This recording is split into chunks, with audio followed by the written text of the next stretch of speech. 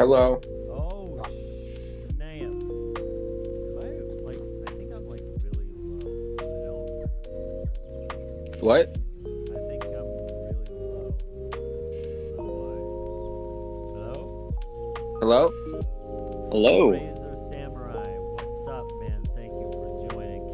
Can you hear me okay? Am I being heard? I can hear you just fine. Hey, Fresh Carrot, thank you for joining. You know what? I think it is. I don't know what this is. All right, whatever. Yard sale. Fresh Carrot Yo. will be joining us today. He's What's up, Fresh Carrot? What's going on, yard sale? honored guest. You know what I'm saying, motherfucker? Is Lux popping in? Mr. Gold, you keep cutting in and out from an audio perspective. Oh my god. This is true. I'm having some issues. I don't know about Lux. I haven't talked to him since yesterday. One sec. I'm gonna try and hop out, and I'll be right back.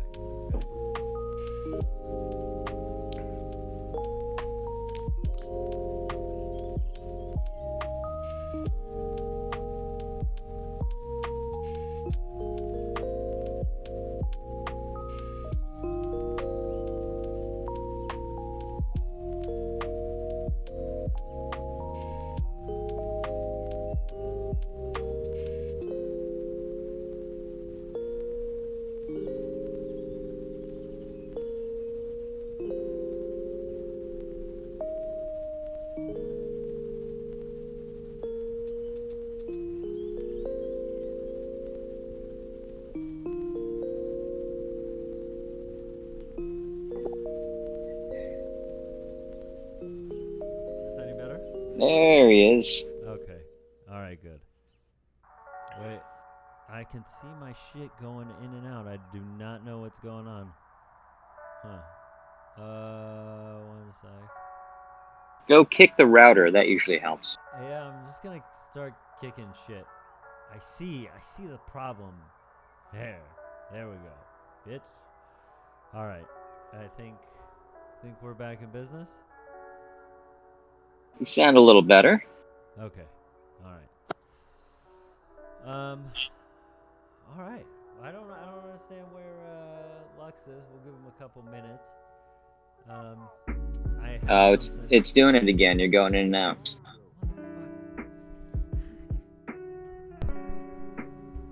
Hello? Yo, what's up? Is that just a lot louder? I've been having connection issues all night. I don't know why. All right.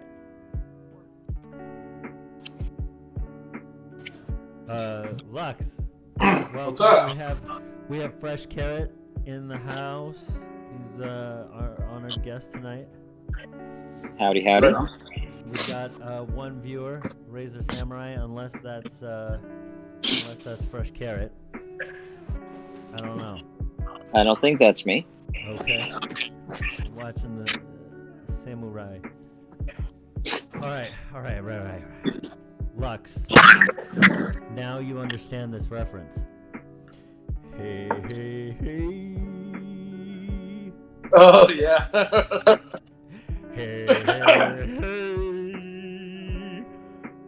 Fresh Carrot, I think that so a little background, Fresh Carrot and I used to work together, and I think he might know that reference because I used to play the video all the time.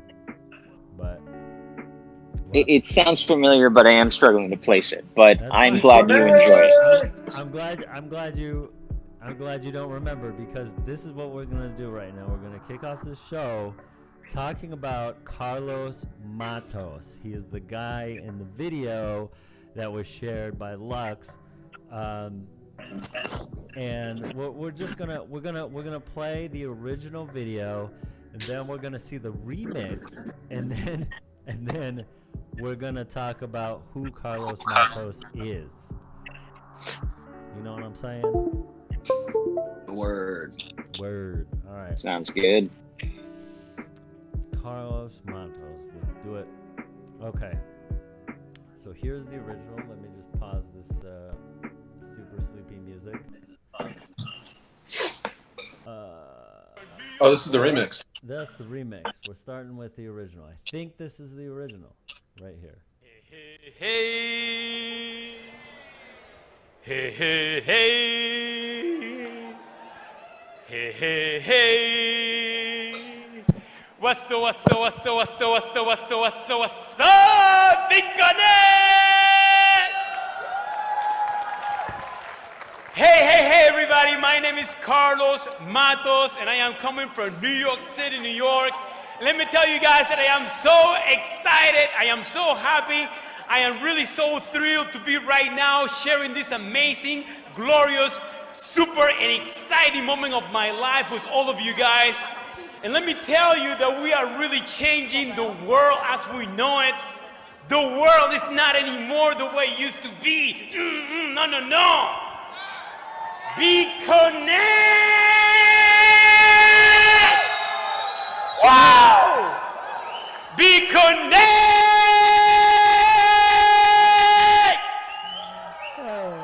We are coming, and we are coming in waves.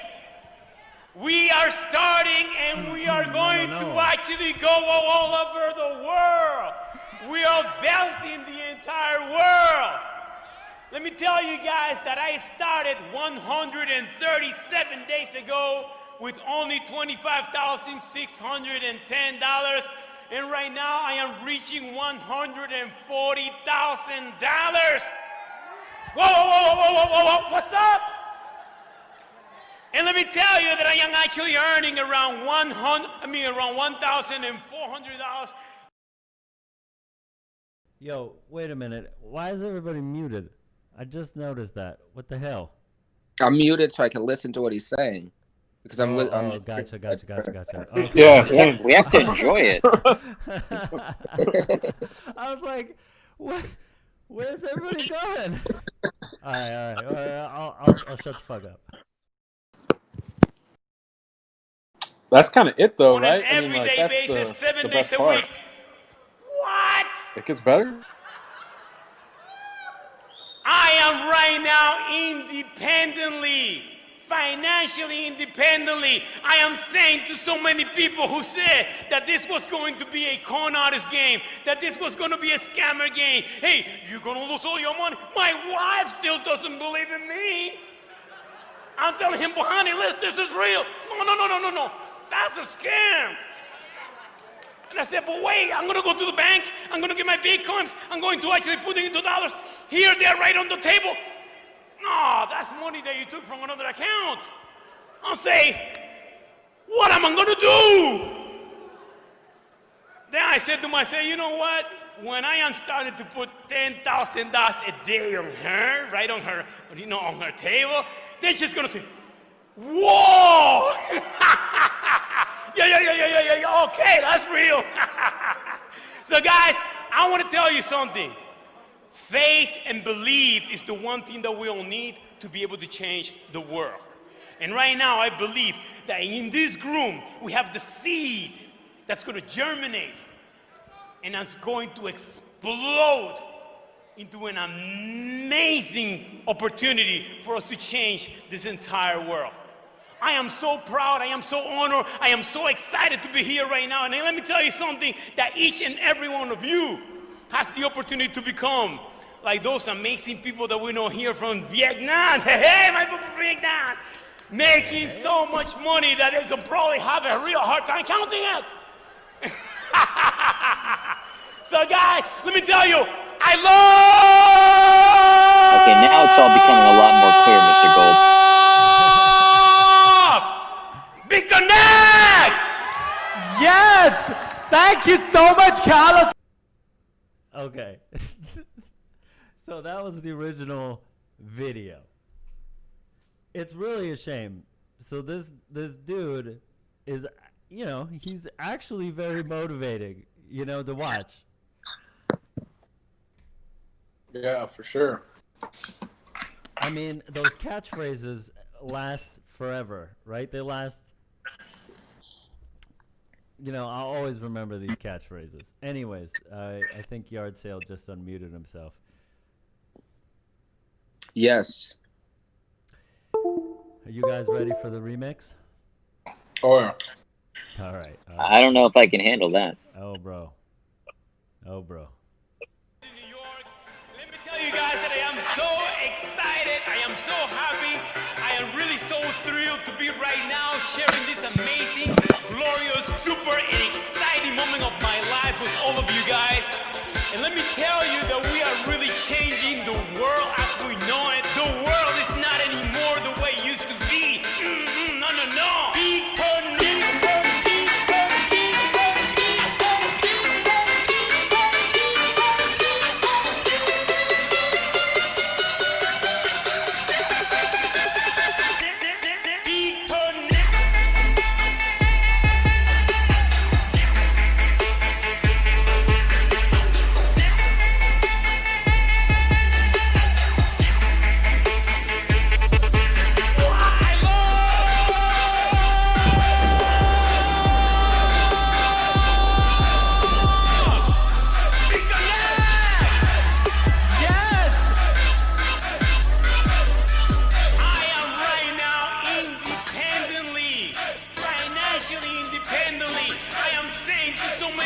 Who said that this was going to be a con artist game, that this was going to be a scammer game. Hey, you gonna lose all your money?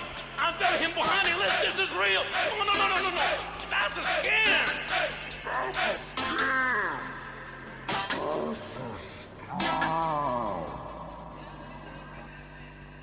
We are coming, and we are coming in waves.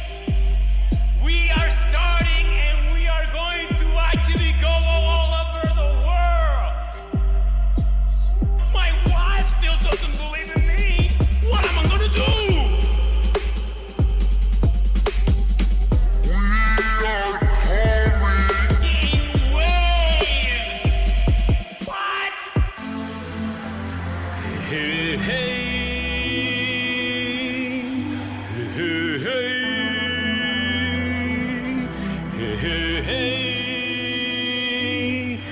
Good morning, good afternoon, good evening to everyone from around the world.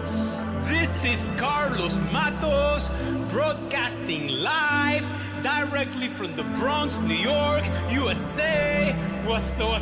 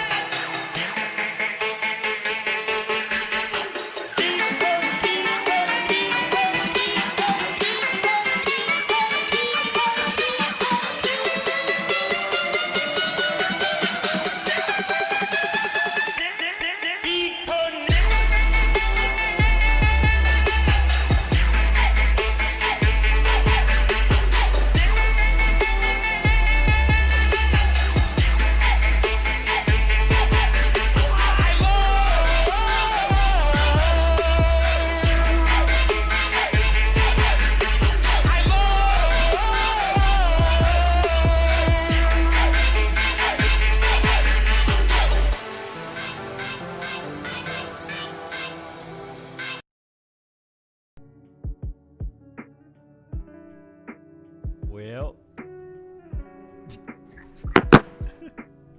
The internet is truly a wondrous place. yes, it is. Before we move on, I don't think I asked how you guys are doing. How's your week? Where's Duff? She's not gonna make it. Ooh, fuck. She got drunk and stuff. Really? Yeah. Why didn't she hop on here drunk? That's never stopped me or Lux. Yeah, I have no idea what's happening. I would be very interested to know what Duff is like drunk, because I've never spoken with her. I've drank with her, but I was blacked out, so I can't tell you. All right. Well, I mean, Carlos Matos, very positive man, lives in the Bronx, New York. After this happened, so this happened in 2018. No, 2017. He lost he made a little bit of money, and then he was attacked by all the people who lost money. even though he wasn't really a founder or anything, you know, he just kind of, he was invited to a meetup and they asked him to speak, and that was that, you know. The internet really fucking castrated him, you know. There's like this message of, you know, he talked about what happened. He disappeared from social media for a minute, and he talked about what happened and how his wife actually did leave him, and you know, he couldn't go anywhere in public without people recognizing him and yelling at him. You know, whether it be negative or just, you know, big connect, whatever, out the window, right? Like, what's up? You know? So he became like a minor celebrity out of this whole thing. Totally, but in kind of a negative way. It really affected him. I mean, you know, you look at his other videos, right? Like his YouTube, he's really all about being positive and motivation and stuff, and somehow this motherfucker really bounced back. Like, you know, just, you know, he's able to put out these, like, you know, positive videos. This is from 2020, last month. The secret in which COVID, there is a lot of, you know, people. I mean, Yeah, he's become a mini celebrity, but, you know, in kind of the most negative ways possible. You know, it's pretty sad. You know, it's pretty sad. But I mean, somehow he's been able to kind of dig himself out of it. I don't know. I'd have a rough time. Excuse me.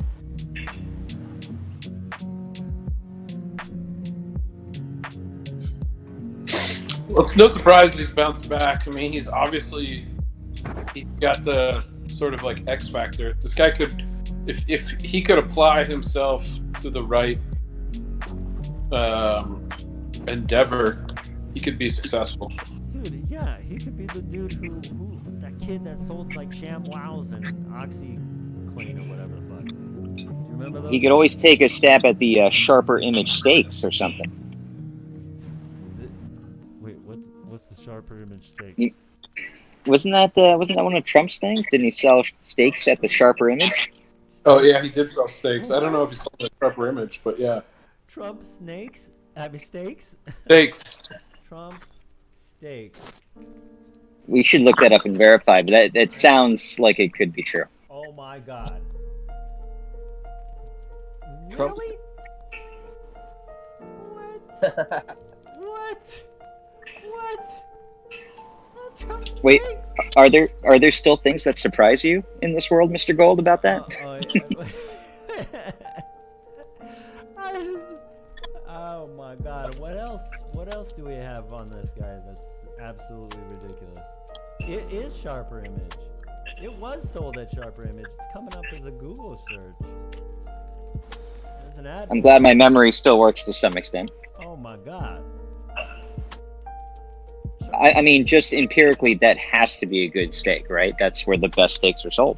I mean, well, was it frozen or freeze? I wouldn't know. I could never afford a steak from the Sharper Image.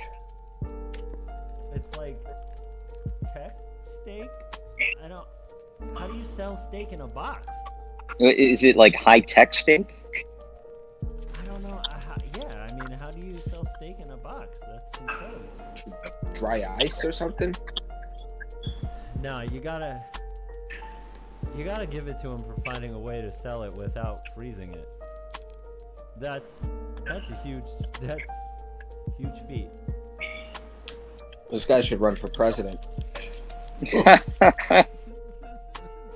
You know who is running for president? Kanye West. Birthday boy party? For the Birthday party. Because it's your Birthday motherfucking party. birthday when he wins. Oh my god, what is this? I mean, I think we can all agree that's definitely what the 2020 race needed.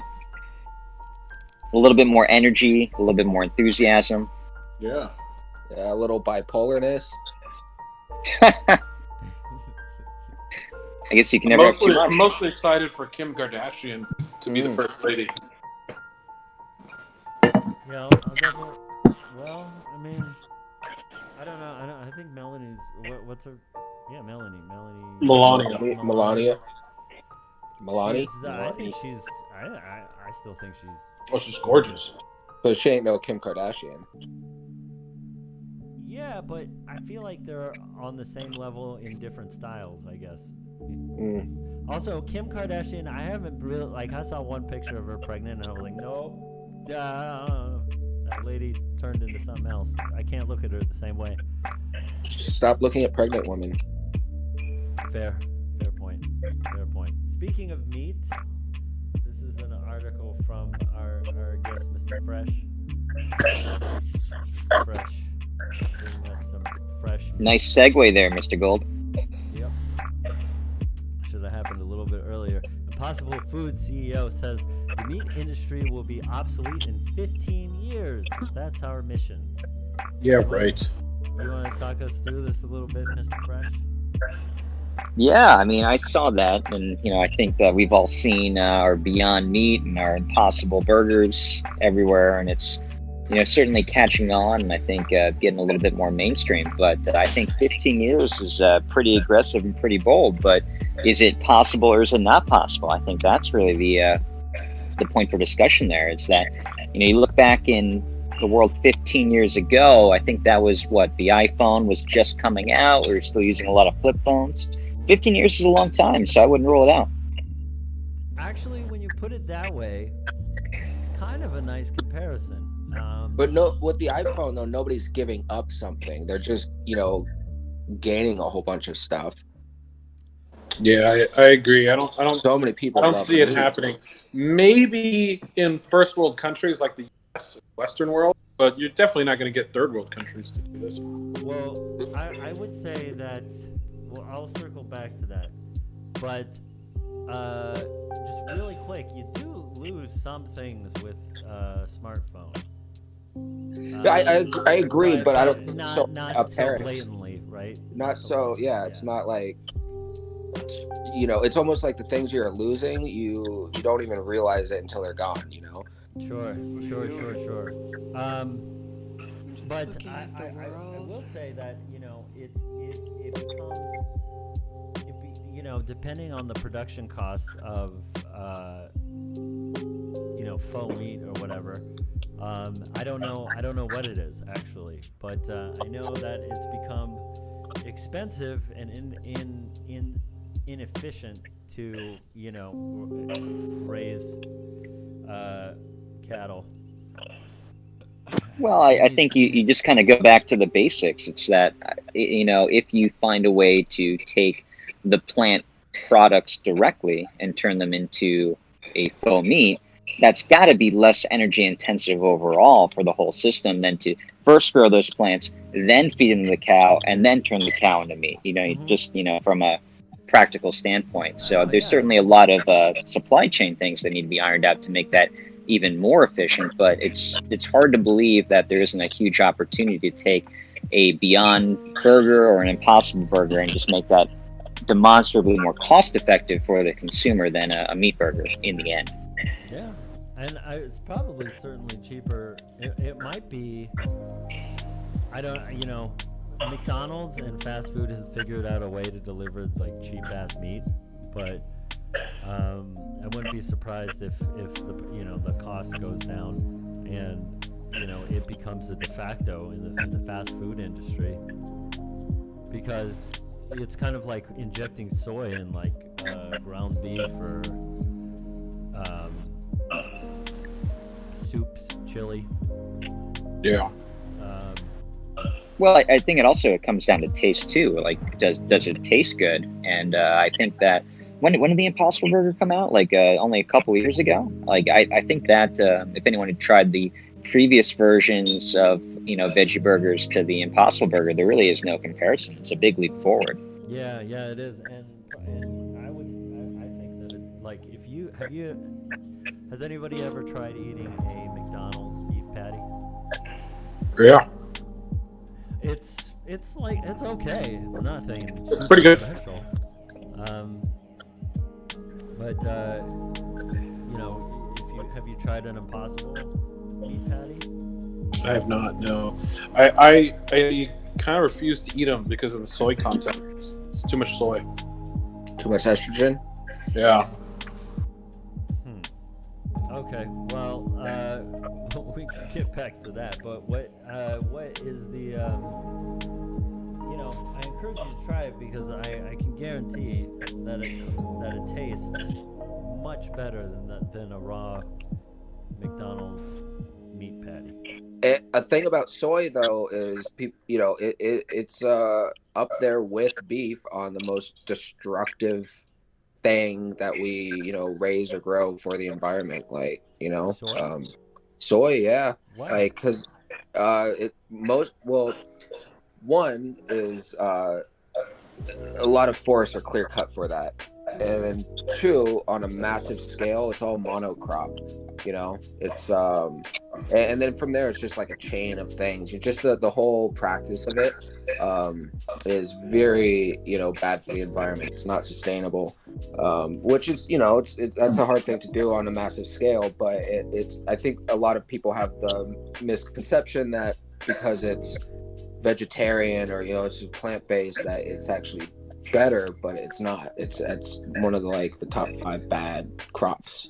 You know, corn is one.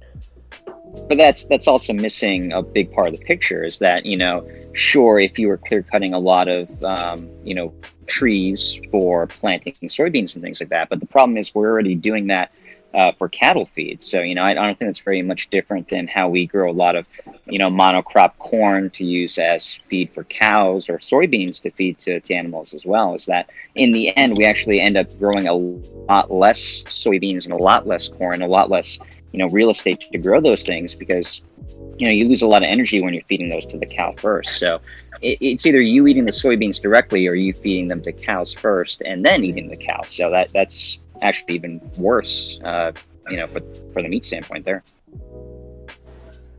So I'm wondering, you know, Lux said that there's lots of soy in it, and I know the Beyond Burger meat is not primarily soy. I think it's primarily beets. And so I'm Googling now to check what's in it. I mean, they have soy protein concentrate. I guess all I'm saying is that you know, a 2,000-pound cow does eat quite a bit, and you have to grow a lot of you know, a lot for it to eat. That's fair, and I think that's fair. I actually don't know how bad it is to grow soybeans, because I know we do it all over the world, and I think a lot of it comes from Amazon too. A lot of soy is from there and contributing to, you know, Amazon. But no, I mean, that you make a good point that it makes sense to me. You know, that's one extra step. You know, because I mean, cattle is really bad. You know, oh yeah, plus the shit. I don't think you're gonna replace the meat industry entirely until the technology is better. I mean, making a burger is one thing. Making a steak or a London broil or carne asada. I mean, cattle does more than hamburgers. Well, so, have you seen a steak that's been? That's I've not. No, I don't know a lot about it. To be honest, I just kind of. What they do is they kind of, you know, they make like a flat sheet and then they like fold it to give it kind of that like meat texture type thing. But I mean, I just think at the end of the day, it's gonna eventually surpass, and then meat would be like kind of a delicate.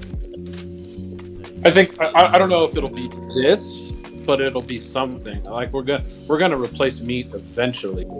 I don't think it'll happen in 15 years, but yeah, I agree with the points Carrot's making. It's inefficient. It's bad for the environment.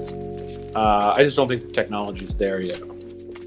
Do you guys remember that show Sliders? No. Where it was like a sci-fi channel. They would go to different dimensions. So it's the same Earth, but like a parallel Earth. You know? Yeah. And Like from the there's 80s or something, right? 90s, yeah. And there's one episode where they went to this Earth where they revolutionized the food industry, and it was all like, it looked like a lemon head, and you put it in your mouth, and whatever you were craving, that's what you would taste in your mouth, and it had all the nutrients and whatnot. Awesome. Yeah. That sounds like those gobstoppers in that Willy Wonka movie, right? The ones that taste like the 9-course meal, whatever it was. Yeah. Forgot about that. Dude, that's awesome. Let me tell you something. I spend like 30 minutes to maybe an hour just trying to figure out what I'm actually craving. So if something can like go into my mouth and tell me exactly what I'm craving at that moment and taste like that, I'm all for it. I mean, that's right there with your brain in a jar fantasy, you know? Yeah, dude. When can it happen? My body's falling apart. You know what I mean? Like, I'm about, Meanwhile, Fresh is in the, using quarantine to get into the best shape of his life. That's what you got to do. Use your time effectively. Oh man, I've gained like probably 20 pounds. It's horrible. I've been going back and forth, like,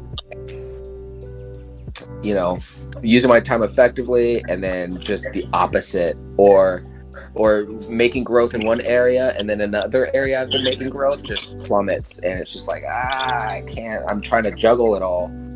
So the pool just opened up in my building, and the gym hasn't opened yet, but so like I can't go to the gym. Haircut places are opening down here in Santa Clara County next week. Haircut places. Right. I could use a haircut, man. My hair is out of control. I've been just shaving it off. Yeah, I got one Corona cut about 2.5 months ago, but it is time for another. A Corona cut? A Corona cut is, as I define it, when your wife or your girlfriend takes your beard trimmer and hacks it down to a more manageable length. Yeah, I guess I got one of those on the 4th, actually. 4th of July, my roommate cut my hair with scissors, and it was like we had been drinking since 2. She did it at 11, and I got made fun of all day the next day at work. Yeah, you never know what you're gonna get sometimes. But I like how my Corona cut came out the first time, but time for round 2. I did my own last weekend, and honestly, how did that go? It came out pretty good. Like, the only thing I can't do is the back of the neck where I can't see, But honestly, like, I did it and I was like, hey, this isn't that bad. Fucking haircuts are getting more and more expensive in the city, so fuck, maybe I'll just do this from now on. I'm gonna go out on a limb though. We may or may not replace meat in 15 years. I don't think we're replacing barbershops in 15 years or less. I think they're here to stay. Yeah, I think so, for sure. Yeah. I'm kind of on board with Lux with this. I think I shaved my head, and so it costs money. I might as well just keep shaving my head. It's so easy. Dude, it's so hard to find a barber around here at a decent price. Like, you can't get a cut for under $50 as a man. It's kind of ridiculous. Like, anything over 20 on, I'm kind of like, oh, this is not worth it, And then I have a beard too, so if you do the beard trim, you're looking at almost $50 once you factor in the tip. And then your pubes and your chest hair. I don't even want to pay for that. That's way too much. I can't afford it. So, yeah. Sounds like there's a lot of support for DIY hairstyling here. Yeah. I just want to point out that, yard sale, we used to talk about this all the time.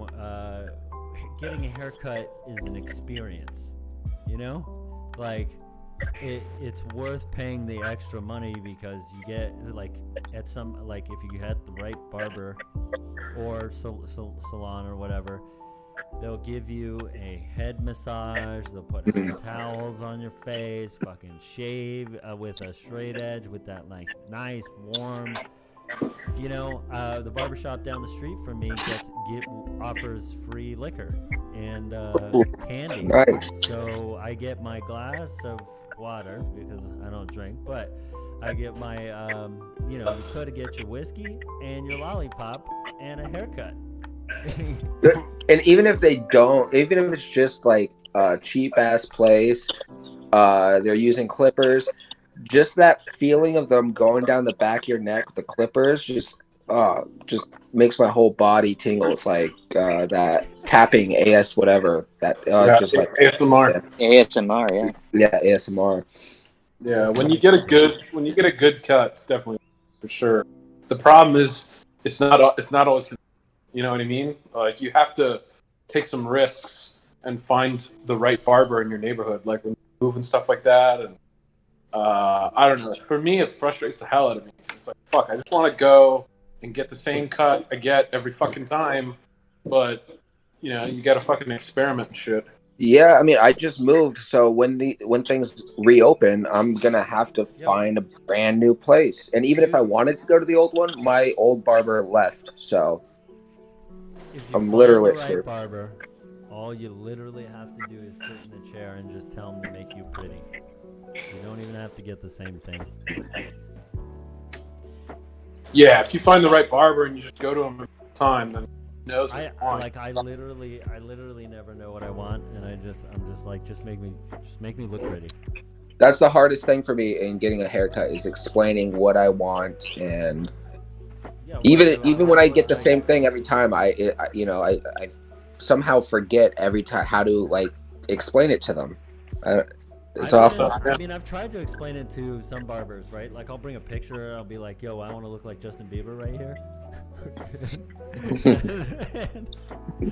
and they'll be like, "So you want a 3 or a 2 on the sides or some shit?" And then they'll cut my hair, and it won't look anything like it because one, my head is not Justin Bieber's head, and so you know the style is just not going to be cut in the same way.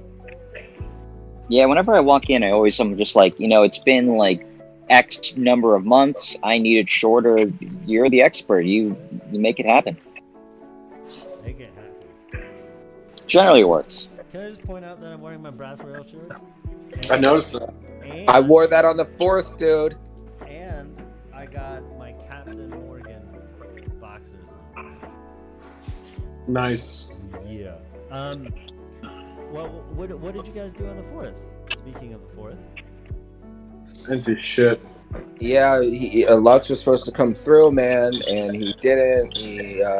But he did get a cool video out of staying at home, which you should send to Gold actually, because that's pretty crazy. Yeah, fireworks. Yeah. Yeah.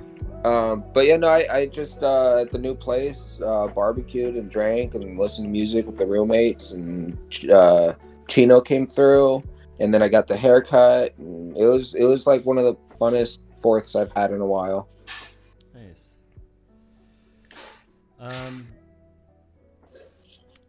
Dude, the illegal fireworks here were insane. It's basically nonstop fireworks for 8 hours straight.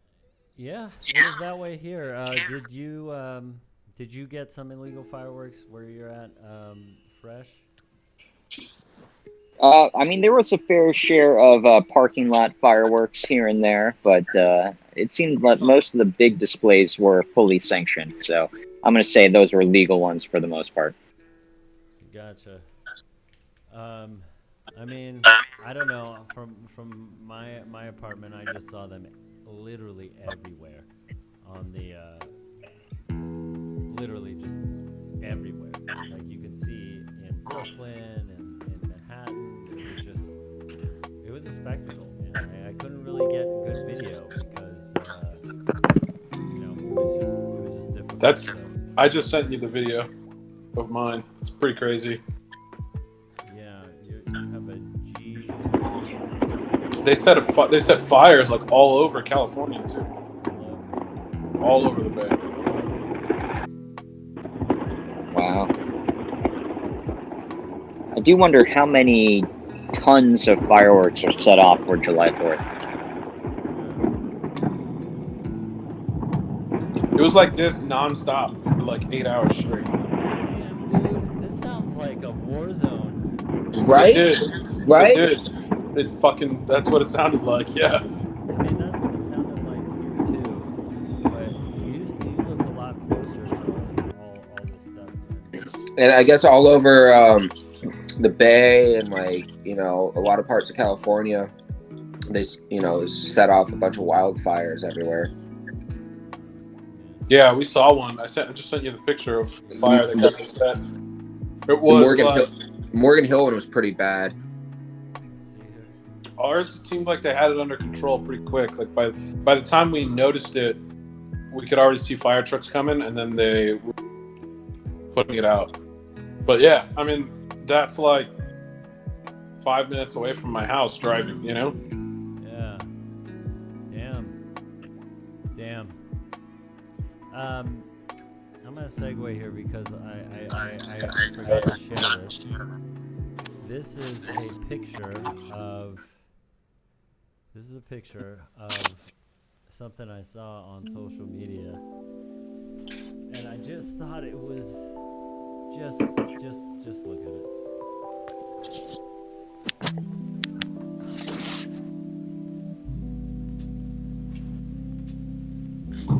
What is this? Can you guys see that? Yeah. Where'd you post it? It says, side note, interesting how much color it takes to make white. And then she posted a symbol that's supposed to represent and promote racial justice. Okay.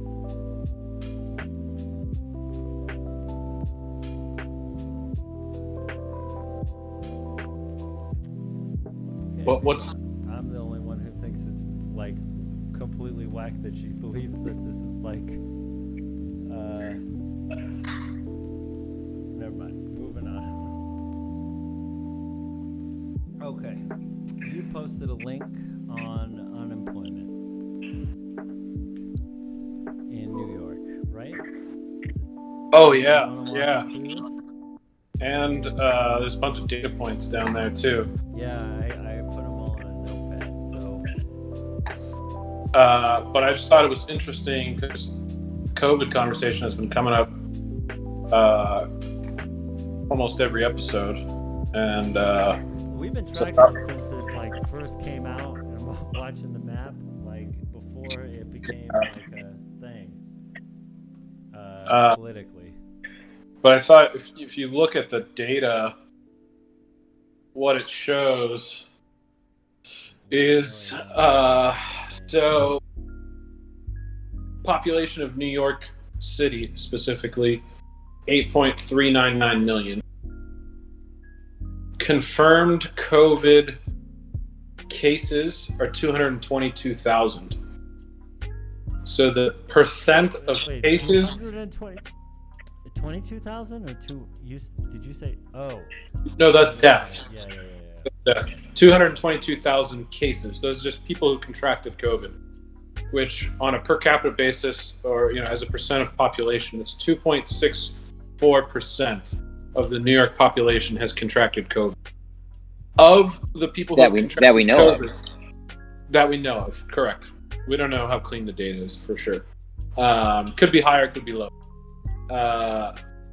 Of that 2.64%, 22,672 people have died from COVID, which is 0.27% of the population, or 10.2% of total COVID cases.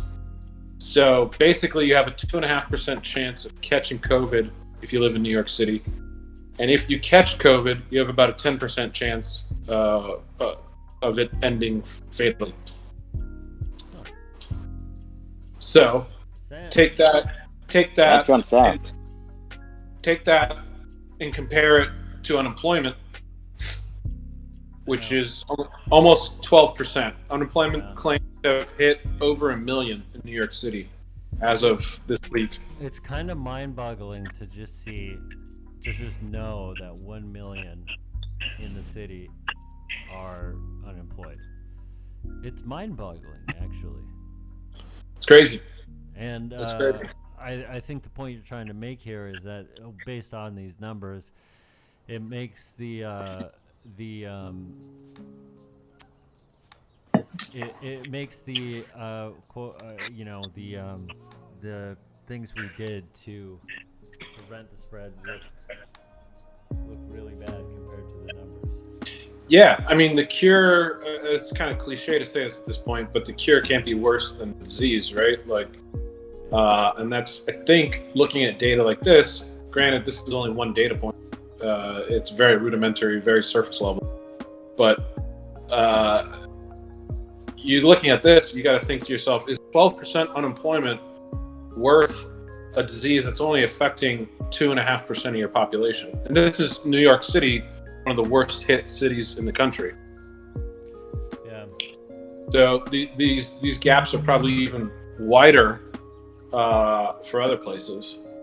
And so, I mean, to me, I think I look at these numbers and I think, you know, I think the counterpoint to that, also sort of a cliche response at this point, is like, oh, you know, jobs aren't worth lives and yada yada yada, and money, and, you know, isn't the same as a life and all that shit.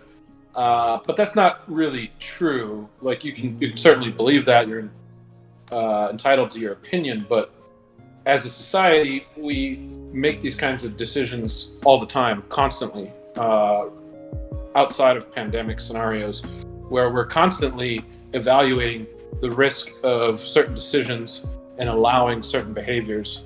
I mean, the classic example, I bring it up all the time, is, you know, driving in a car. You're probably far more likely to die from a car accident than you are from COVID. You're far more likely to die from a lot of things if you crunch the numbers. And so at what point do we look at this and go, okay, maybe we need to reevaluate our approach?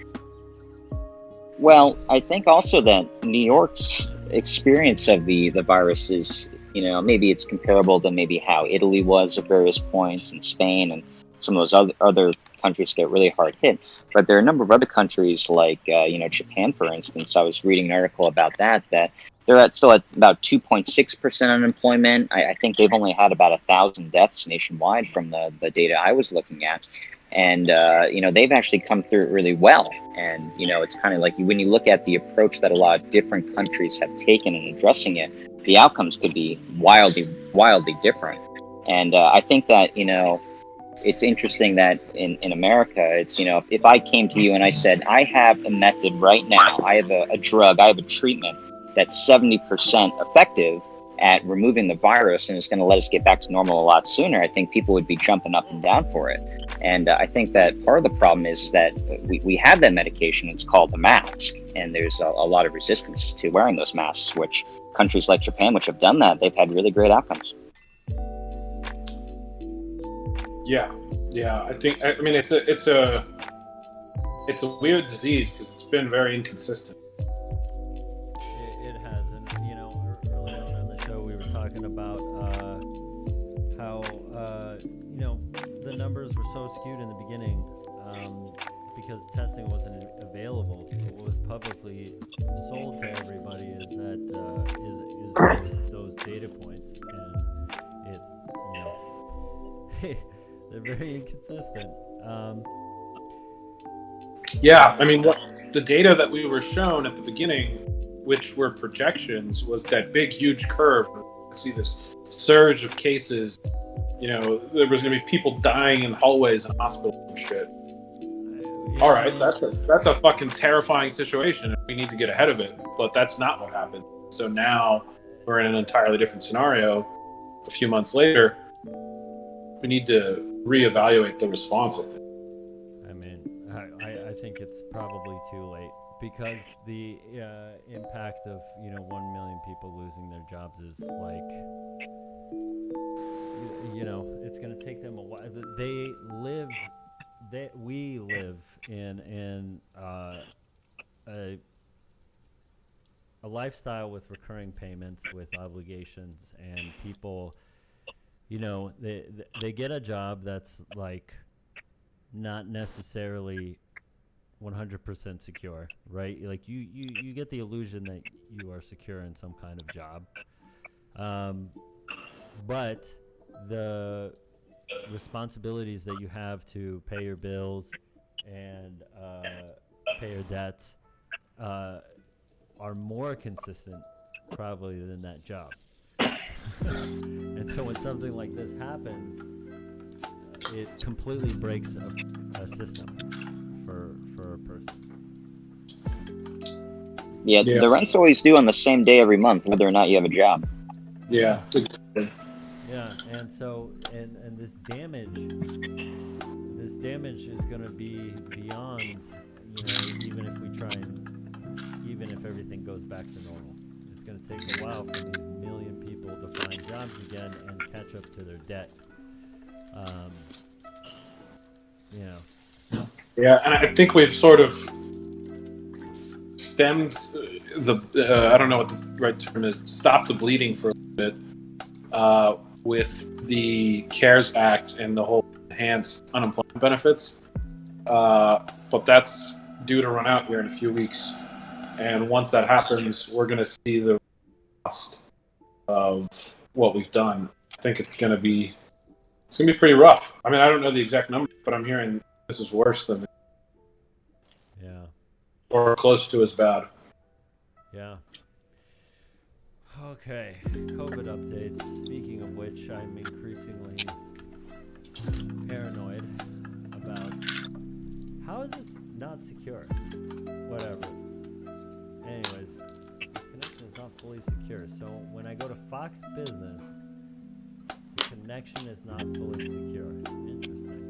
Interesting. That shouldn't be too surprising. Interesting. Anyways, so I saw this come up. Tesla taunts short sellers by selling short shorts. I didn't know that they were selling short shorts. Is this real? Like, are they really selling short shorts? I think this is legit, dude. He's selling them for $69. $69. And for 42, 420. Yeah. Well, this is the same guy that built a flamethrower, and also created the Boring Company, right? Yeah, that's got to be about right. Okay, so they actually are selling these shorts. Sexy. For every model. They look like PE shorts. They do. Yeah, they do. They look like the Tino shorts for sure. I like While supplies last. While supply out of stock. Dude, I bet you he made a fucking killing on these. I bet. Scroll down. I want to see the booty. Wait, go back. Scroll down. I want to see the booty. All right. Let me just say that I saw this come up on my news feed, and I was like, okay, we all know that there's short sellers. Fuck. Oh my god.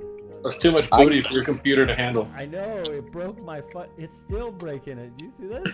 Yeah. Look, I just hope those shorts are built better than the Cybertruck windows. For sure. Yeah. For sure. I just I had no idea. Like, I thought it was just another Twitter shenanigans on short sellers for Tesla. But this is clever. This is definitely clever. Beyond just making a killing for this, he got probably a shit ton of publicity. Yeah. It's a genius move. That's what makes Elon happy. All right. Now to inject some more fear, uncertainty, and doubt. U.S. sends 2 aircraft carriers to South China Seas for exercises as China holds drills nearby. So they've been.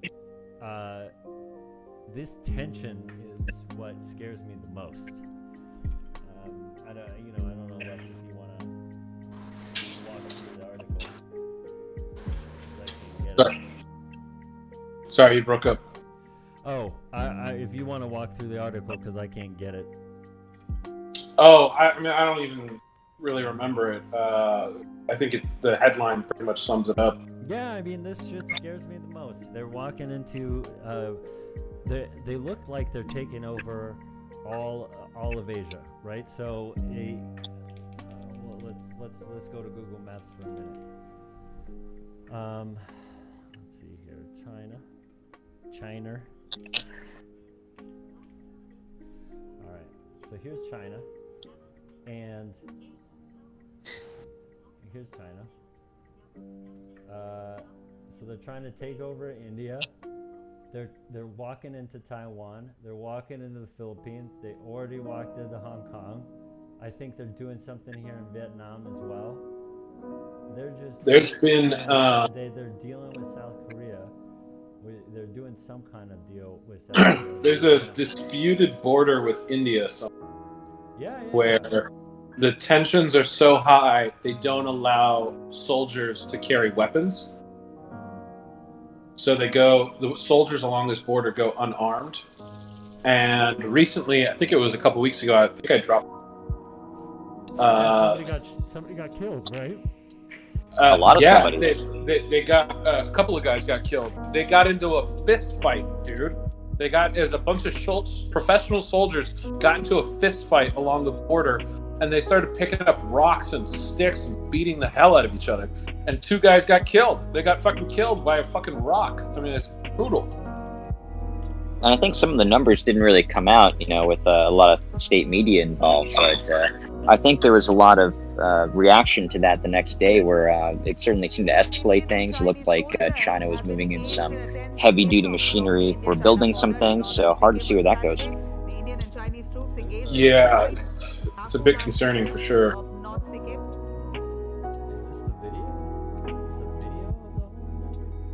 I think it's right there. There's another clip of just the video to your bottom right. I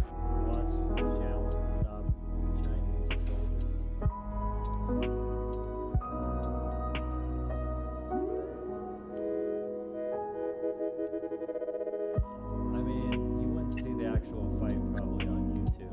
You probably have to go someplace else. But this shit scares me the most, man. I can't tell you enough. What are we looking at right now? Some more border for conflicts? Yeah, man. You came in a bit late. We were talking about meat. We were talking about Tesla shorts, and we were talking about Trump steak. We really covered the full spectrum here. Yeah. I don't know how to turn my voice up right now. I'm having some voice issues. Is this better if I just speak really close? Let me see if I can do this. That works. Hey, hello. Hello. I feel like it's getting routed in the wrong place. I have no idea. Check. Nothing I seem to do seems to help the situation. All right. Well, it's too late now. I'll have to fix it later. Let's see. Super Nintendo. Let's talk about this. I actually saw this come through, and I was really interested in it. Yeah. Super Something Nintendo, fun. World Japan looks like a Mario level dropped into reality. Wait, what is this? So I think there's a video. If you scroll down, I think it's like an amusement park that's building in Japan. Super Nintendo.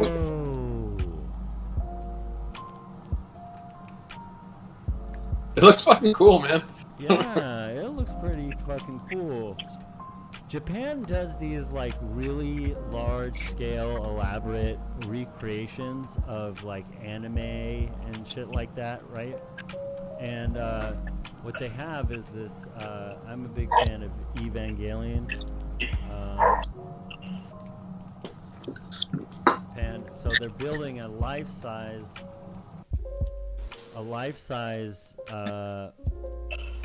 statue that might come to play really soon. It's going to be the largest statue. It's going to be insane. and it's going to be a recreation of the Mecca itself.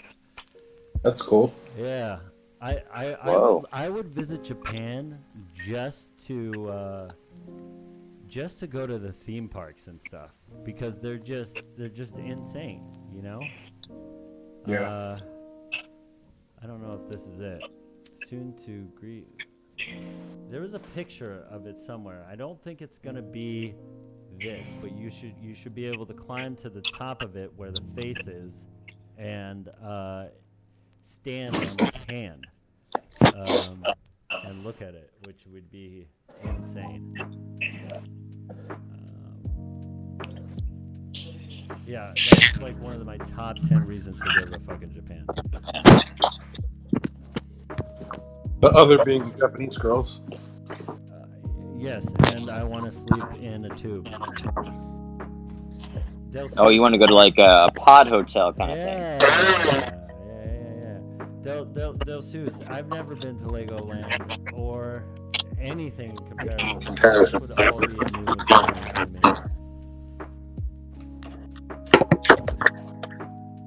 Okay, so I saw this. Where's that echo coming from? New airline seat for economy class travelers. Oh, it looks cool. Yeah, so I always felt that this was the way to travel. I always felt there's got to be a better way to like redesign how air travel seats are. It's inhumane, in my opinion, to cramp people like that, especially for international flights. I don't know why. You know, it would help if they. You said it was unrealistic. Yeah, I just don't think. I mean, if you look at the design, I think you're going to end up losing seats. I see what you're saying. Yeah. So I mean, there's got to be a better way to design all this stuff, even if you have people just lay flat. You know? yeah, Of course it's going to be expensive. We've been building the same damn planes for fucking, I don't know, ever. Looks like the 747 is finally reaching the end of life. The last orders, I think, are coming through now. Oh, really? Yeah, I was reading about that they're fulfilling a couple more planes and then shutting down those assembly lines. Kind of end of an era. They're all kind of handmade, right? I think so. I haven't seen one of those assembly lines personally. I think they're primarily handmade. All right. You know, I know Fresh has been playing video games for the first time in a while. Left 4 Dead creators reveal concept art for new zombie game, Back 4 Blood. I really like those numbers. I thought this was popular in like the early 2000s. And I loved it. I love the Left 4 Dead like model. It's yeah, just you team up with people and you go around. yeah, you just play through a level and Yeah. kill zombie hordes, and it's just a fun little like game. And they haven't made a good one like it since, frankly. Yeah, it's cool because you can play with your friends and like there's like actual goal at the end of it. You know what I mean? Like you have to do something. Is Left 4 Dead crossplay? Can you play this on console? I don't even know if it's on current gens. Because of Valve's Steam Playtech, you'll be able to play either game on either Mac or PC, but you won't be able to play on console. I mean, I just want to know if I can play, if we could team up on this. That would be super fun. Yeah, it would be fun. All right, we were speaking of steaks. There's a lot of steak fucking content here today. Now I want a burger. Not not anymore, Del Sousa, you know, but when it came out, it was fun. Yeah, playing with people is what makes it fun. All right, I'm not going to read this out loud, so can you please explain this? Oh, this was a cool little trick. Determine how done your steak is All right. by a touch test rather than like a thermometer or like, I mean, I'm kind This of motherfucker rock climbs. I mean, you look at his hands, he's got fucking callus, like right here. You see that? yeah, for sure. But I mean, that could be from a barbell. That could be from a lot of different things. It could be, but or like pull-up bar or something like that. I get Yeah. Or he was just curling a lot of steaks. Or is this master Or he worked really with his progressive? hand. All right, well, But yeah, explain it's to us how to interesting. do it. So if you the way that he has his hand in the first picture, if you just leave your hand relaxed and you push that fatty part of the base of your thumb, that's what a steak will feel like raw. And then if you hold your thumb to your first finger, and if you scroll down, there's another picture, and then push the same spot, that's what a steak will feel like when it's rare. And then if you hold it to your middle finger, that's medium rare. And then if you hold it to your ring finger, that's what medium well. And then pinky is well done. That's awesome. Shit! It actually. It feels like it works, right? Yeah. It feels like it could work. Yeah. But I think you gotta start from step one, and then work your way up, because you can feel the difference though, you know. Yeah, But if you yeah. start Just around- trying it now, I never thought about that. That your fingers are a little bit different density. Damn. All right, like you learned something new. Traction of the muscles is each. Yeah. That's cool. Yeah. This is great. Is it actually accurate? Next time I cook a steak, I'm gonna try the. The touch test was surprisingly accurate, says this article. I will try this on my Impossible meat next time. All right. Yeah, I've been cooking a lot of steaks during quarantine, so next time I Hey, grill one. Walter, you got a little bit of weight in your way. So you preface this with doing something worthwhile with your life, you piece of shit. I'm all about citizen science, dude. All about citizen science. These are some of the best citizen science projects you can join with just your phone or laptop. So, okay, so help predict space weather with Solar Storm Watch. So, what maybe somebody can explain for all viewers what citizen science projects are. It's just adding like your computer processing power to a project, or doing an actual task, a small task that's easy to do, and then you submit the data to an active research project. I'm a part of I use an app called iNaturalist, and so when I'm out anywhere really, there's a species, for instance. I want to know what it is, a species of plant or bird or insect, and take a photo. And so the app has many layers to it. It's kind of like a social media of what you're seeing, and then there's crowdsourcing too. People will go like, yes, that is this, or no, that's this. But once it's verified by like actual, biologists or botanists, then it will get added to, because it's all located, pinged GPS, and it gets added to, people who have projects, people with degrees and stuff that are working in those areas, and they collect that data. So that's one example. Yeah, it's a cool idea. I don't know if you heard. I actually did the folding at home thing for a while. So this I don't know if this is their actual live stream, but you can donate your computing power to help kind of find patterns in the virus that contribute. And I think the cool thing about getting the citizen virus. science also is it inspires people, normal people, to get interested in science and whatever, you know, realm of science that may be. Because I think we've gotten to a place where a lot of people just think like, oh, you got to have that degree to participate or know about it. You know, there's a lot of, you know, big words thrown around and like, you know, in academia, but it's like a doorway for the average person to get curious and feel like they're participating. And you know, the data does help too. Yeah.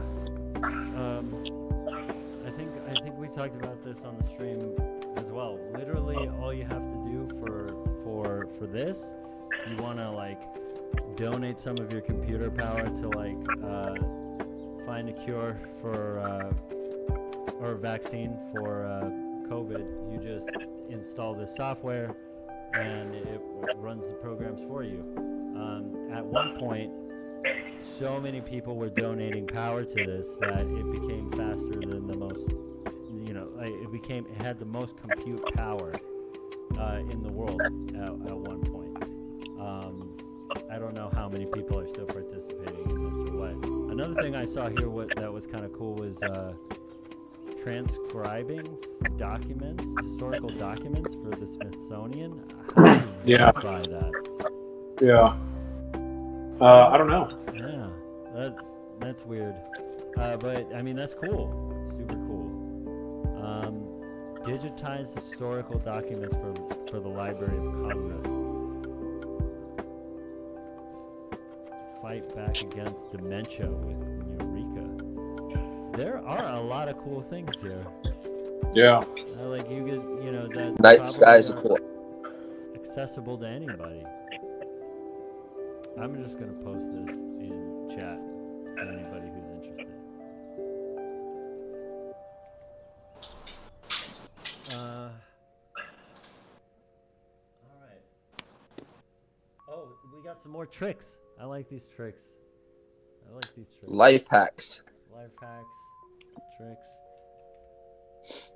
How to turn your pants into a flotation device. That could actually be useful. This is an old Navy trick. Can't tell you how many times I'm in that position, and I didn't know this. I drowned every time. Really? Mm-hmm. Wow. Okay. Well, I mean, how'd you survive? I did it. I came back to life each time. Got it. Take off your pants. Talking to you. Done. Done? Yeah, basically you take off your pants, you tie the legs into a knot, and then you grab the waistline and do the action that he's showing. You like kind of throw it into the water and gather a bunch of water into the pants, and then hold it around your neck as a flotation device. Remember that book, Worst Case Scenario? How does that work, though? Because the water, the pants filled with water, and it keeps you afloat. Or air? Or water? Wait. No, filling it with water would not keep you afloat. Oh yeah, sorry. I think it's air. Sorry, it's not water, it's air. I guess the water acts as like a sealant, maybe. You're supposed to seal it. You're supposed to seal it with like your hands. Like you're gripping the wrist of the opposite hand to keep it tight. Yeah. Right? And I think that motion, swinging it over your head, like the pants gulp air, and then you quickly seal it, and there's enough air to at least help you, stay afloat. So it's like those inflatable couches you can get from the park, where you let the wind fill it up, and then you kind of scrunch it closed and go from there. Dude, those things are so cool. Those things. Like that. The last image is like if you're going over, you could just gulp the air with the pants as you're falling, and then cinch it. Yeah. That's the way to do it. So next time you're on a cruise, just don't wear your pants around your neck. Yeah, and definitely don't wear those Tesla short shorts. I don't think those would be very useful. Yeah, those won't work.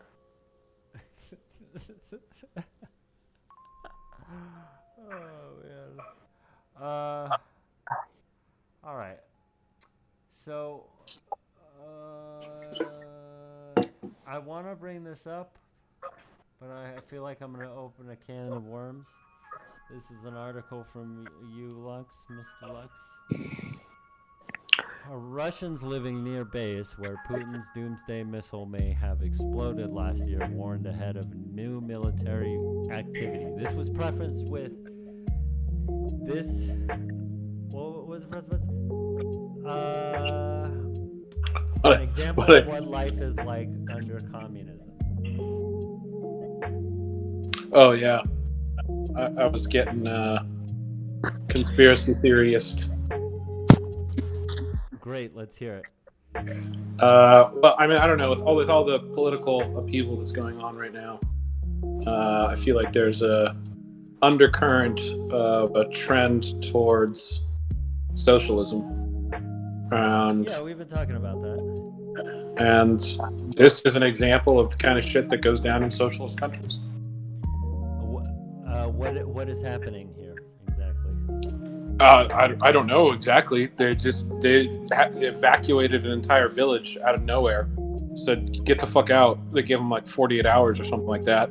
Said there's going to be a bunch of buses showing up at the village and tomorrow night. Get on the bus and get the fuck out of here. Otherwise you might die. Because they're doing some sort of military test or whatever. But I mean, could you imagine that? I mean, we can't really imagine that here in the U.S. That would never happen in the U.S. Under its current system, where the government just evacuates a town because they decide they want to test a missile. There's no way that would fly. Yeah, I mean, you don't think they've evacuated town for other reasons, though. Yeah, I mean, not you don't on think the scale, maybe. Way that they could. The entire freeway system of America is evacuating towns. Yeah, that's true. I mean, there's an argument there that you're building infrastructure that furthers society. I'm not saying, but you could make an argument for the military capability, especially in this volatile world right now and whatnot. And it's like, well, there could be another world. We need to, stay on top. I'm not saying it's right. I'm just saying there's an argument for it. I'm saying in the U.S., they wouldn't give you 48 hours to evacuate your home. There would be months of preparation. You would be compensated for the property you lost. You would be given assistance to relocate. These motherfuckers are just getting kicked out and told. Yeah, I think you're giving a little too much competency for the U.S. government there. I mean, that's what. Yeah, I mean, eminent domain is a thing that there definitely is a process. It wouldn't be 48 hours, but there's nothing stopping the government from taking over some land and doing what they want to do.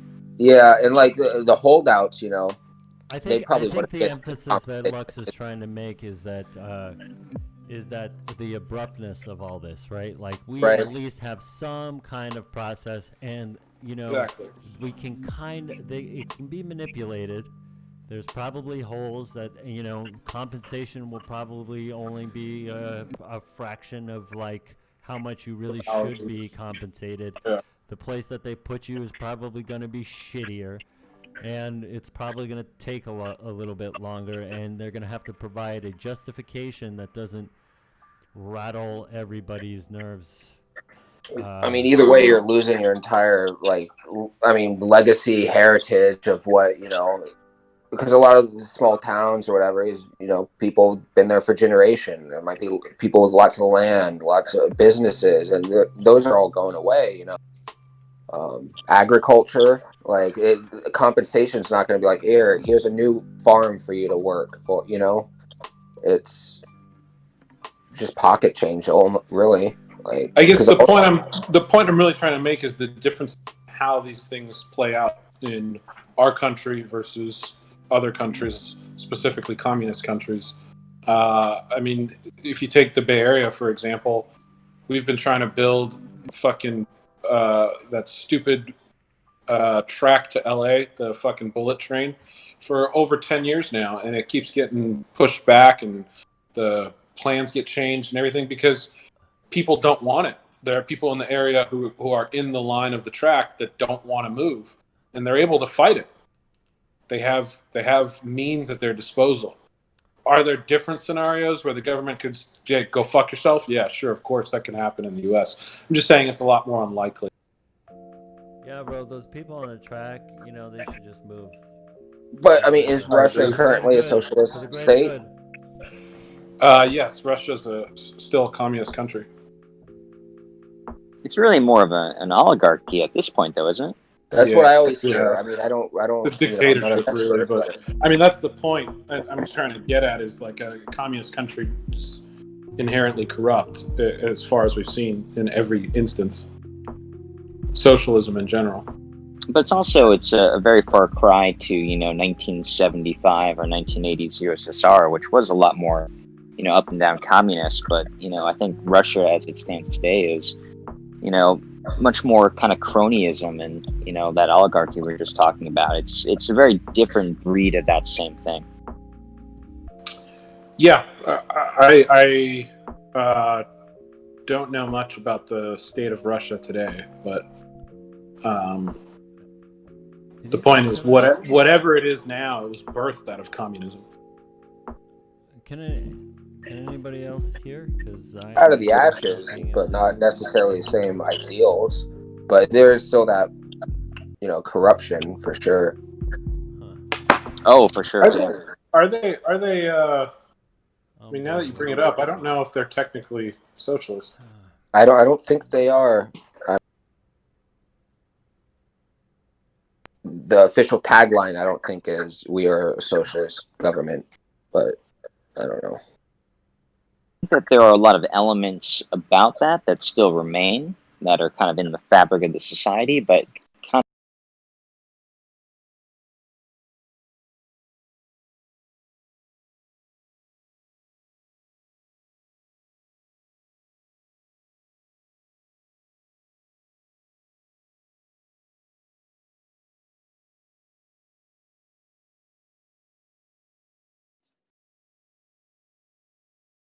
Technically, I don't think. Oh. I got some technical difficulties here. One sec. You guys even know what Quibi is? I keep seeing like those commercials for it, but I've never Heard watched about a it, but Quibi. yeah, I don't know. It's by the woman who ran IBM or Oracle for a while, and she ran for governor of California at one point.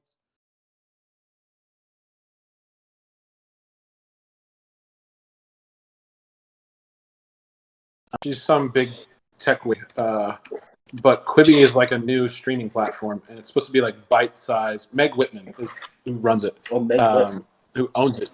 She founded it, and they have lost a shit ton of fucking money.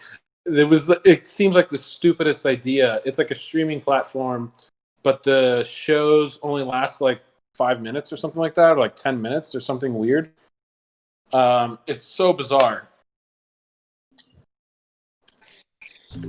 I understand why they would attempt that. I mean, you even see.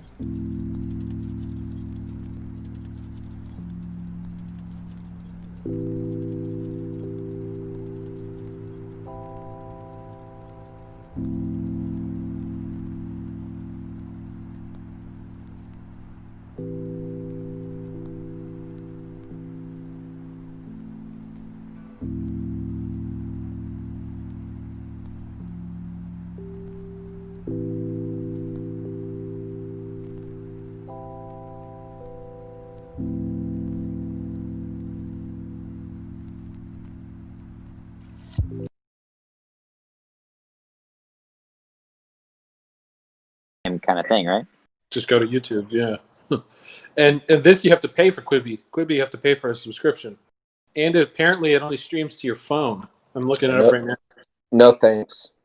Yes, like why would I want to watch this on a 5-inch screen when I have a TV right here? Yeah, exactly. The whole concept seems a little silly to me, and it obviously is a huge flop. Well, I don't doubt that people like watching videos on their phone. I just don't think people like paying for content anymore. Yeah, I agree. Definitely. And if you are going to pay for content, it's got to be like super high quality. You know what I mean? The content that you're paying for, it's either quality or quantity. Like I think quantity, Netflix has nailed the quantity model, and HBO is really nailing the quality model. HBO has always been about quality for sure. Yeah. Well, yeah, and also it's like kind of like the reason people like go to the movies is that they want to see, you know, the Expendables 12 or whatever they're up to now with like 45 A-list celebrities all, you know, in the same film. Yeah, you know, all the people you grew stuff. up with, like back. Yeah, again. there's gotta be a hook. There's gotta be something. Yeah. Yeah, and the hook can't be like, hey, here's all your favorite actors, you know, stream to your phone, but you still got to pay, and it's 5 minutes. Like, is the hook that they're all 5 minutes? Is that what they think the hook is? Like, I don't know. Maybe they think that like they're trying to create like the Twitter of visual media. You know, like this is a 144 character movie. Yeah, I could, yeah. Again, no thanks. I'm opting out. Yeah. Yeah, maybe America's not ready for that yet, or ever. They lost 92% of their subscriber base the minute the free trial ended. Wow. That's not a great retention number. No. Some Toshi, room are for you back improvement. yet? Gold, are you there? Nope. He's there. Mr. Gold is having some technical difficulties, it sounds like. Another flop recently is the Atari VCS. It's a new gaming platform, and From Atari? from Atari, called the Atari VCS. I'll drop it in chat right now. Give me a second, but there's Discord.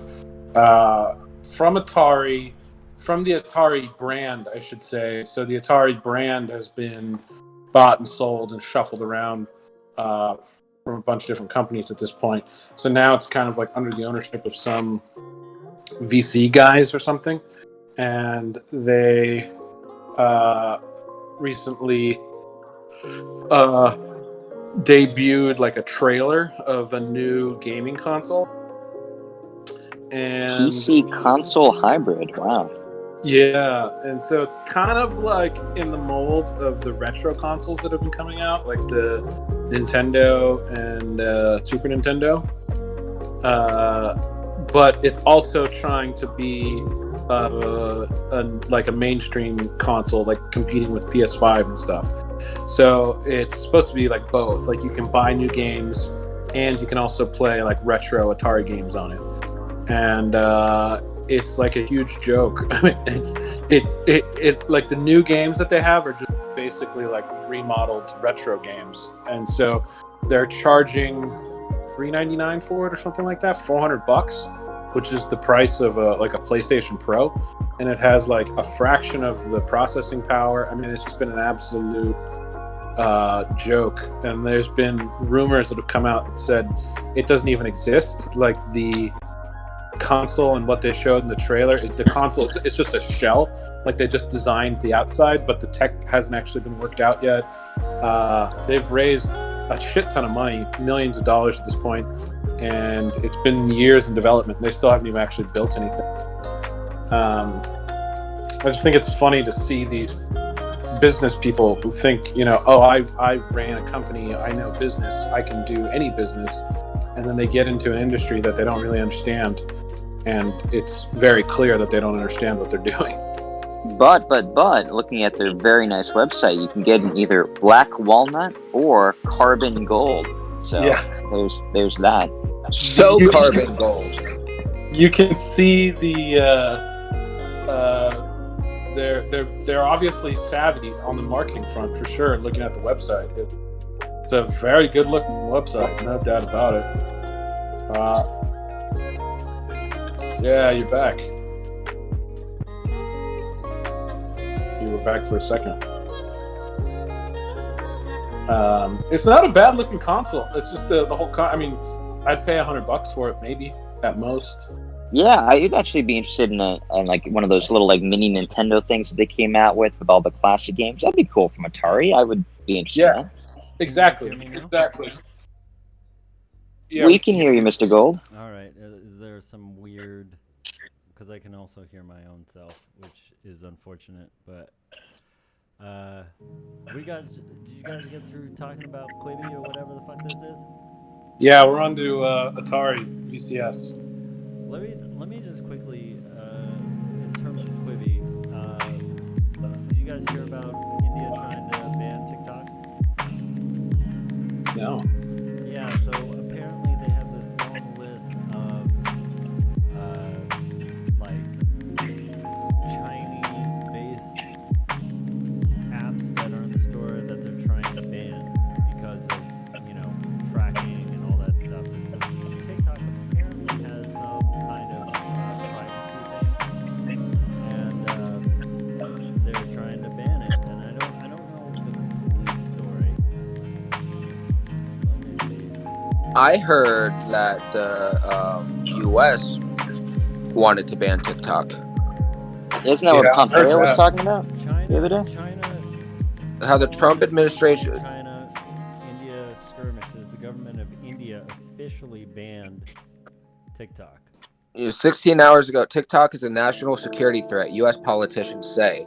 Yeah. So, I mean, it's being discussed, No, yeah, in the U.S., but I'm saying in India it was banned. It's already banned, yeah.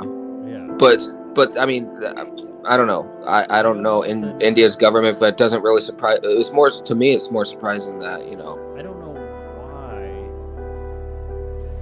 why though. They just keep saying security, sovereignty, and integrity. Actually, I know a prominent investor in TikTok personally. Chinese social media app.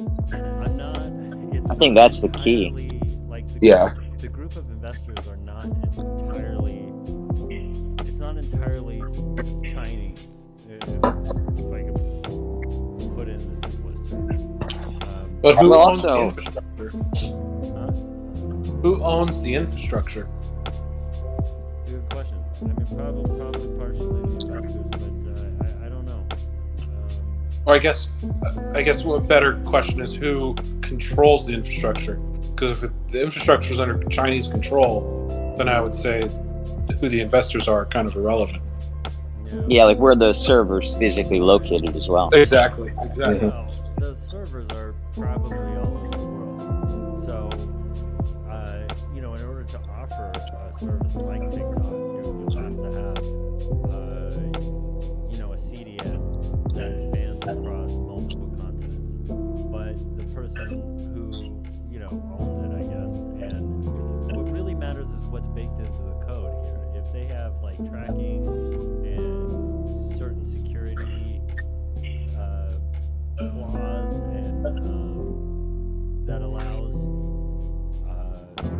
if TikTok has allowed the Chinese government or a Chinese entity to collect data on the users, I don't know what's in the code, and so far I haven't seen anything that really points to something serious in the code. It just sounds like Well, it is an interesting question though. It's like I'm a US user and I upload my content to the content distribution network here in the US. What happens to it? Where does it go? Where does it ultimately end up? And I guess that's the question nobody really knows the answer to. Well, I mean, just from like a infrastructure perspective, it's gonna go globally, copied to multiple servers around the world in order to be served globally. So all those copies are gonna be floating around everywhere, right? But to your point, it matters who owns those copies, right? Yep. At the end of the day, and Yeah, where's the end of that chain? yeah, and I haven't, have you read the terms of service? I haven't read the terms of service, and I can't find, like, everybody's talking about banning it, but I don't know why. Like, what specifically, why?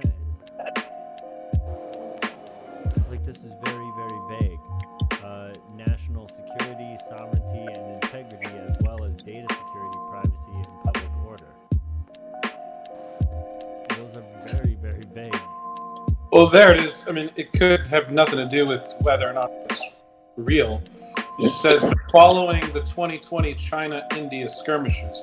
So it could just be India responding to the little fist fight we saw earlier. Yeah, and then the U.S. is following suit. Yeah, I mean, it sounds like just another retaliatory kind of escalation of what we were talking about earlier. It seems petty, unless there's a real concern here, and I don't know what that is. Because that. What isn't petty nowadays? Yeah. I mean, obviously, there's a lot that is, actually, response to tragedies. But I mean, pettiness always, I feel, gets injected to even like true tragedies, there's always going to be an amount of pettiness involved, or opportunities to get your own, objective, your own agenda through, It feels like just like more shit to throw at China kind of stuff. I don't know. Well, Delta's 9 in chat just pointed out, the Huawei stuff, and was there ever really something concrete found there? But the Huawei thing that's been going on for a while is just more flavors of the same thing. It's like it's a Chinese-based company. Yeah. Do we know enough about it? However, Huawei, we did see some devices with some kind of monitoring, tracking hardware. They found devices with like a back door or something, right? Right. So in that case, it kind of makes sense.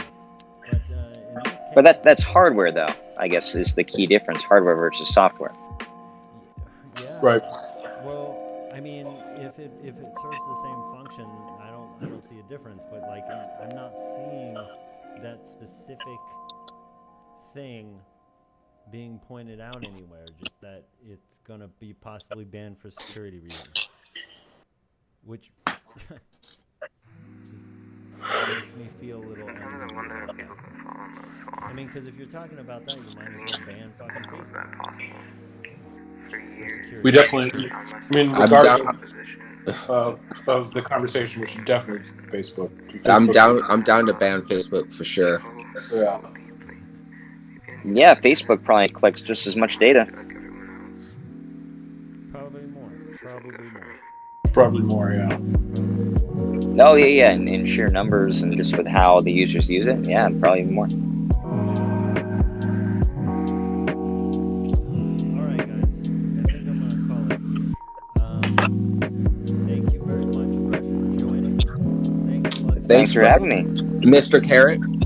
Yes, Mr. Great Carrot, talking to y'all. joining us. Good meeting you. Yeah. Every Thursday, 6:30. I know where to find you guys.